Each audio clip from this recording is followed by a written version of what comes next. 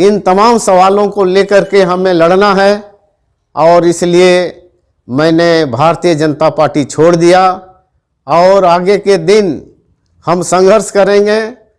जो यहाँ की माई माटी के विषय में जो भी जुड़ा हुआ, जो खास करके बिहार के हैं, ये लोग झारखंड को बिहार पार्ट 2 में बदलना चाहते हैं, जिसका हम विरोध करेंगे। और इन जो 21 साल में जो नहीं हुआ, उन तमाम चीज़ों को लेकर के हम आगे बढ़ेंगे। 10th और 12th पास करने वाले लड़कों के लिए स्थानीय नीति बना दिया, ये घोर ऑब्जेक्शनेबल है। इसलिए हम इन तमाम चीज़ों का विरोध करेंगे। झारखंड राज्य बनकर 21 साल बीत गए। झारखंडी लोगों की जो आकांक्षा थी कि झारखंड बनने के बाद हमारी स्थिति में खुशहाल आएगी, हमारी भाषा को आगे संपन्न बनाया जाएगा, हमारी नियोजन नीति बनेगी, हमारी स्थानीय नीति बनेगी, हमारी भाषा नीति बनेगी। लेकिन इस 21 साल के दरमियान कुछ नहीं हुआ। झारखंड एक चारागाह में बदल गया और वो चारागाह आज जिस तरह से लूट खसोट और सिर्फ सत्ता मुझे किस तरह से मिले, बस एक ही यहाँ रट चल रही है। लोग उसी में अपना शक्ति लगाए हुए बैठे हुए हैं और इसके लिए तमाम सभी दल एकजुट हुए लगते हैं। पिछले दिनों हेमंत सरकार ने जो यहाँ की भाषा नीति अपनाई है वो एकदम गलत है। आज जिस तरह से यहाँ पर भोजपुरी, मगही, अंगिका को झारखंड का क्षेत्रीय भाषा बनाकर यहाँ लोगों को थोपने का काम किया गया है और जिसके कारण झारखंड में अशांति फैला हुआ है। आज हम जानते हैं कि झारखंड के मामले में जो यहाँ भाषा शुरू में जो 1947 को जब हम याद करते हैं, देश जब आज़ाद हुआ, तो ये सरायकेला खरसवां जो ज़िला है आज, उस समय के राजाओं ने उड़िया भाषी होने के दलील दे करके इसको उड़ीसा में मिलाने का काम किया था, जिसके चलते, जिसके विरोध में आज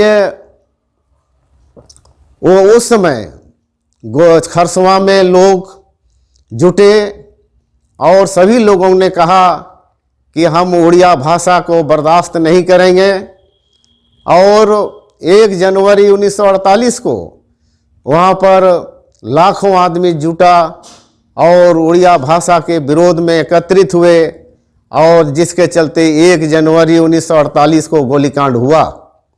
उसी तरह 1956 में हमारा मानभूम जिला एक बहुत बड़ा जिला था, जिसको बांग्ला भाषा का अतिक्रमण से हमारा भी मानभूम को 2 बंटवारा करके पुरुलिया एक अलग जिला के रूप में बनाया गया और उसको पश्चिम बंगाल में शामिल कर दिया गया।